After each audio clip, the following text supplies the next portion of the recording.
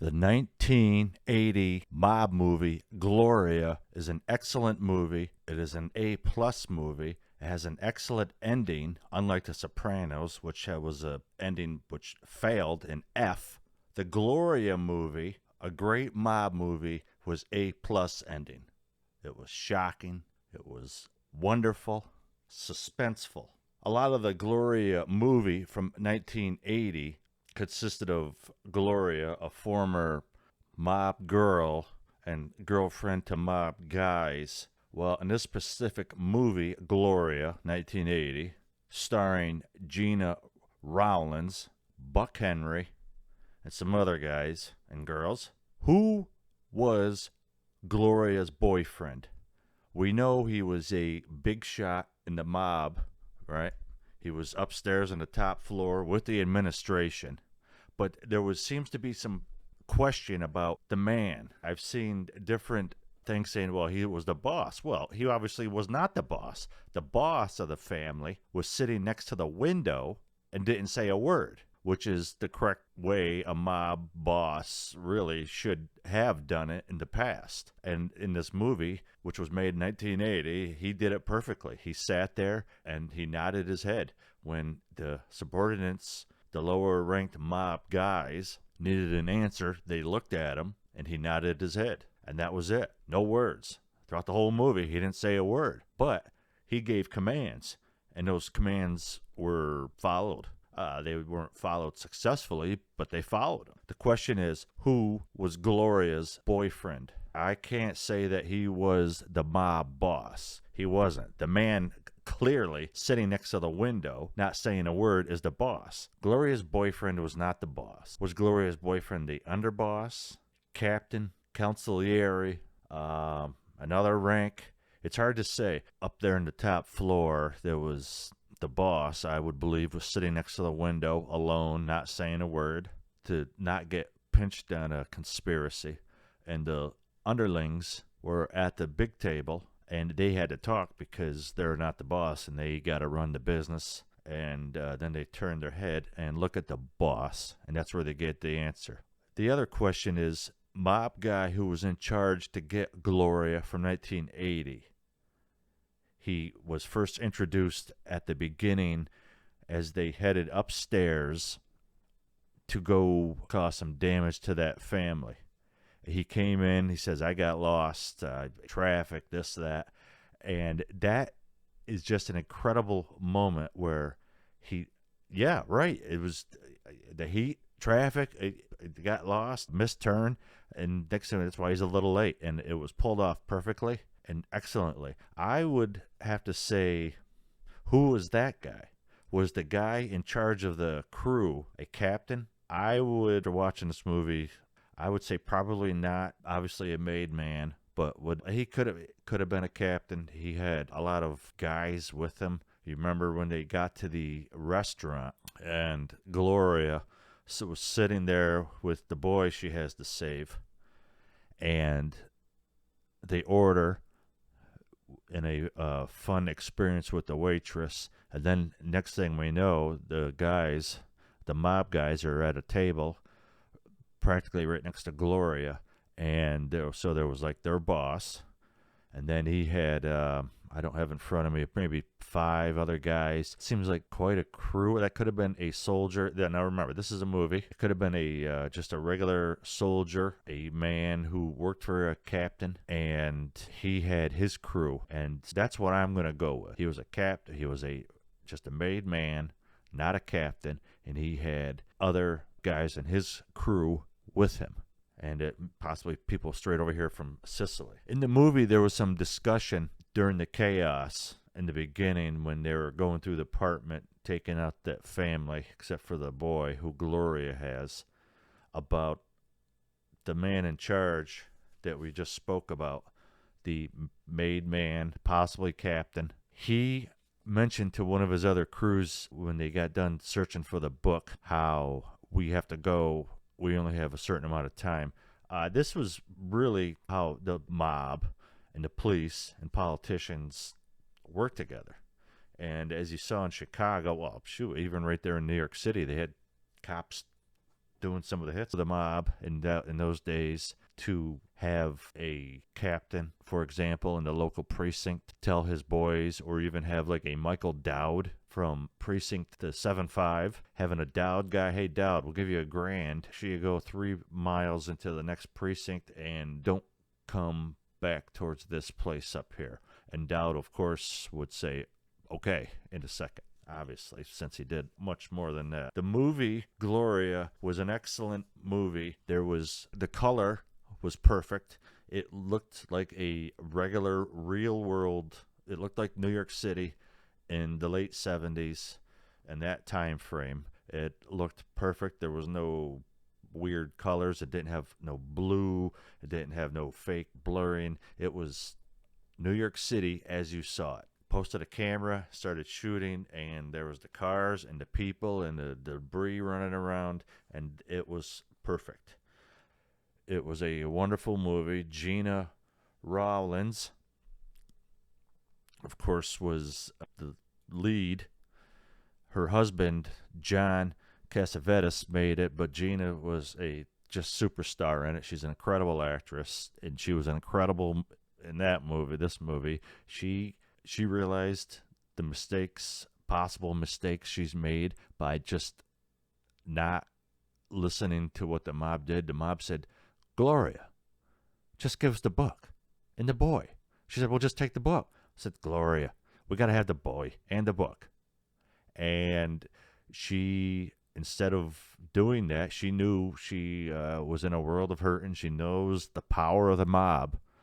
And she knows she just made a bad choice in her life, but she's kind of growing attached to that little boy. And so instead of handing the mob there in that car the book, she pulls a pistol out. It starts opening fire at him. It was great stuff.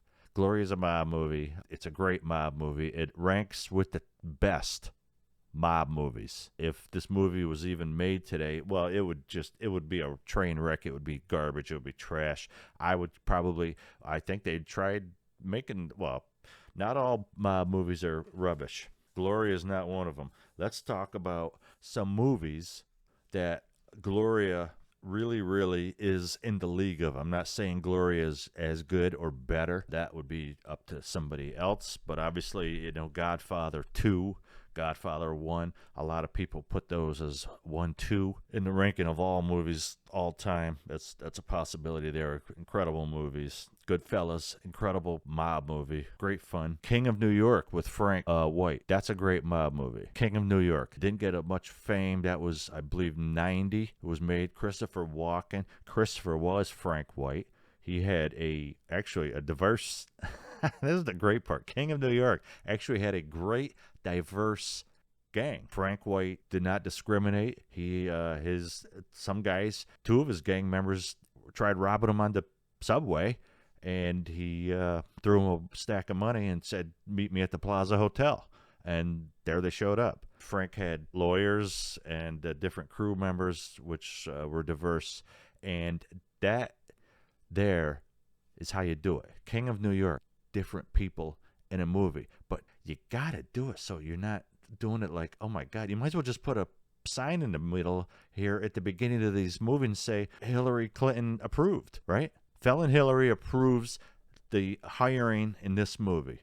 And yes, we know it might be a dud. We know it will be labeled as garbage. But if she gets that, if her and her pals, her and her clan give the approval, then most movies now, that's the only thing they're looking for, right? Whereas King of New York did not do that. King of New York said, we need to make a great mob movie, because after all, Frank White did go to war, sort of, with the New York City mob family.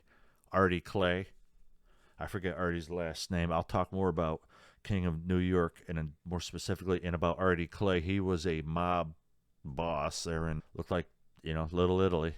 Frank White wanted to talk business, and Frank White wanted in. All right. If a dime bag was sold in the park, Frank wanted in. All right. It was simple as that. And Artie Clay, being a tough guy, which he was, as Frank was leaving a social club, Artie says, "You think you're going to live long enough to spend the money, you effing hump?" And Frank did not like that. So he turned around and took out Artie. Yeah, and left Artie on the floor after Artie had urinated on Frank's consigliere's foot. All Frank wanted in was Frank wanted in. Frank spent a lot of time in prison. Frank he knew somebody like Artie Clay was hoarding money. You know, while the guys were starving on the streets. Okay, King of New York, diversity at its best. They had females in there to make it just a wonderful movie. Well-rounded cast. Some of the other guys. Oh, I think there was a Bishop in King of New York in Once Upon a Time in America with De Niro and some other great guys. See, some other great mob movies. The Irishman. Well, yes, obviously it was not based on facts. That's obvious. But it was made on that, I believe it was Frank Sheeran's book, Irishman. Excellent movie. Bronx Tale, excellent movie, excellent mob movie. And then Joe Pesci shows up, said, I might be hanging around here or something like that. That was good. Good stuff. Good stuff. Gloria. How does it compare to The Sopranos ending? Gloria ending, even though it was a movie, it was an excellent ending. The movie's old enough. Okay, it was made in 1980. All right. If Gloria went to Pittsburgh in 1980, where she said the Pittsburgh area. Now, when they say Pittsburgh, that could be, doesn't mean you're in downtown Pittsburgh, doesn't mean you're in the city of Pittsburgh. You could be outside of Pittsburgh, and not far outside of Pittsburgh, you could be in some forest. If she's going to Pittsburgh where she was with the boy, obviously that's where she found him, there in the cemetery. Hopefully Gloria was smart enough to don't live in Pittsburgh because there was mob, Pittsburgh mob, Ohio mob guys still running around. Pennsylvania's a big state. Drive an hour northeast of Pittsburgh, and you'll be fine. And you can find a small town in those days. There's towns surrounded the National Forest, northeast of Pittsburgh, Allegheny National Forest. You can move across the border to southern tier, right, of New York State, a small rural town. But I would not be hanging out in Pittsburgh. Now, what do you think would have happened? Now, I know 100 people have talked about The Sopranos. Oh, Tony, what happened to Tony? Well, nothing happened to Tony. All right, the series ended sadly in a failing manner. Obviously, it was a failure. All right, there was no ending. Nothing happened. But we know what happened in the end of Gloria. There was a proper ending. Yeah, we didn't go until the kid was 18. No, the movie ended, and it ended wonderfully. Sopranos. Fail. All right, let's talk a little bit about True Romance, the ending of that. Christian Slater, with the help of his girlfriend, were able to sneak out of the Beverly Hills Hilton, I believe, barely alive, both of them, but they snuck out. Meanwhile, the cops were inside with the mob guys, and those mob guys looked like they just came over from Sicily. That was a good ending. That was fine. That was successful. All right. Godfather 1 and 2, they're just great movies. 3, no. Gina Rollins delivered. This lady running around New York City, wanted by the mob, back when there was a big mob, and she just pulled it off. But she's a great actress. All right. Buck Henry, also in Gloria. He was a mob accountant who stole the book, and he accidentally let it slip, and the boys immediately knew. And his wife, Julie Carmen, who was attractive back in 1980, she gets home from shopping, and she walks in the door of her apartment, and right there in the lobby is one of the Italian goons. She goes upstairs. Buck's not dealing with it, doesn't want to hear it. Julie's like, come on, they're downstairs already.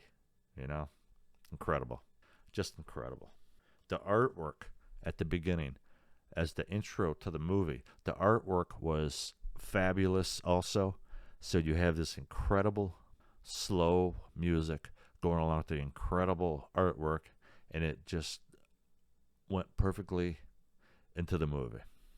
So until next time, thank you for listening, And I hope you enjoy your day. And like. Thank you.